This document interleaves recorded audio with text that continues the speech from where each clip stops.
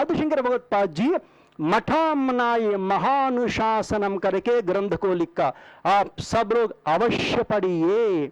ये कली आमनाय पीठों तक पहुंच गई, इसीलिए आमनाय पीठों के संरक्षण के कार्य चल रही हैं। हम भी सुना कि जब परसों फोन किया था आचार्य ने ये बोला था कि विधुशेखर भारती श्रृंगेरी शारदा पीठाधीश्वर वहाँ लाल बहादुर शास्त्री में आ रहे हैं, विश्वविद्यालय में आ रहे हैं। तब बोले कि अच्छा बहुत है। तब हमें ठीक है, तब आप दे बहुत काल से हमको यहाँ आने के लिए सोचा था, अभी हमको ये भाग्य मिला। यहाँ एक वाक्य बोलकर समापन कर लेते हैं। एक एवाभिषेच्य स्यादन्ते लक्षण सम्मतः तत्तत्पीठ क्रमेणेव न बहु युज्यते क्वचित। ये एक वाक्य याद रख लीजिए सब लोग। एक एवाभिषेच्य स्यादन्ते लक्षण सम्मतः, एक एवाभिषेच्य। देश के लिए कितना राष्ट्रपति है? एकमेवा द्वितीय ब्रह्म, एक ही होता है ना, दो नहीं होता है। कितना चीफ जस्टिस ऑफ इंडिया होता है? आपका राष्ट्रीय संस्कृत संस्थान का कुलपति लोग कितना है? यदि नया वाले आना है तो वो क्या बनेंगे? उत्तराधिकारी बनेंगे ना। उत्तराधिकारी का अर्थ अलग होता है। यहां श्रृंगेरी में शारदा पीठाधीश्वर के नाम पर किसी को बोलना है तो केवल भारतीय महाराज जी को ही बोलना चाहिए। तब हमको ये पता चला कि विधुशेखर जी शारदा पीठाधीश्वर के नाम पर वहां लाल बहादुर शास्त्री यूनिवर्सिटी में सम्मान लिया करके। तो परंपरा को, तो हमारी ज्योतिर्मठ की परंपरा 125 वर्ष विलुप्त हो गया, आप किसी को पता नहीं है।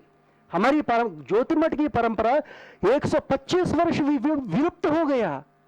हिमालय में बाढ़ आया था ना, ऐसे बाढ़ आ गया। हमारे ज्योतिष मठ का जो आदिशंकर भगवत्पाद जी को दिया गया चंद्रमौलेश्वर लुप्त हो गया। यदि आज कोई आया आकर ये ज्योतिर्मठ का चंद्रमौलेश्वर करके दिखा दिया तो उससे भी और झूठ बोलने होता, और सावधान रहिए। देखिए इतिहास को जानना चाहिए आदिशंकर भगवत्पाद जी, इसीलिए पीठ में एक ही पीठाधिपति होता है, दो पीठाधिपति लोग नहीं होता है। यदि कोई आकर बोल दे कि हम भी पीठाधिपति हैं, समझा दीजिए मठामय महानुशासन उसके हाथ में देकर तुलाशंकर भगवत्पाद जी के बारे में आप ठीक से नहीं पढ़ा, थोड़ा एक बार अध्ययन कर लीजिए।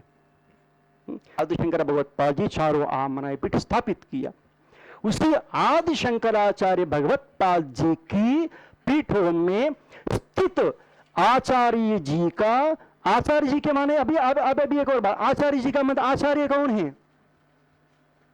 आचार्य माने श्रोत्रिय ब्रह्मनिष्ठ आचार्य।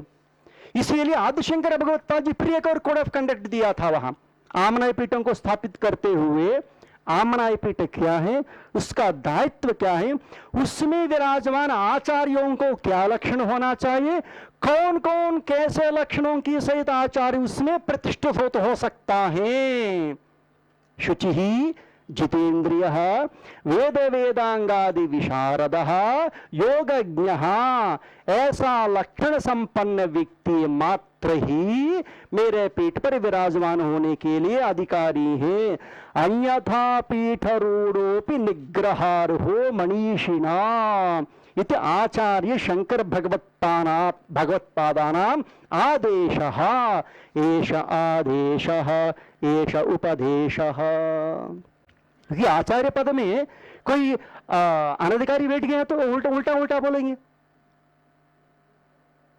ऐसा नहीं होना चाहिए। इसलिए आचार्य पद का दायित्व बहुत महत्वपूर्ण होता है। इसलिए आचार्यों को वहां दायित्व देते हुए आदिशंकर भगवत्पाद जी ने क्या किया, एक प्रारूप बनाया। अभी वर्तमान में हमारे देश में 4 पीठों में 2 पीठ में मात्र ही मान्य आचार्य हैं। भारती तीर्थ महाराज जी श्रृंगेरी में विराजमान हैं और निश्चलानंद सरस्वती महाराज जी पुरी में थे।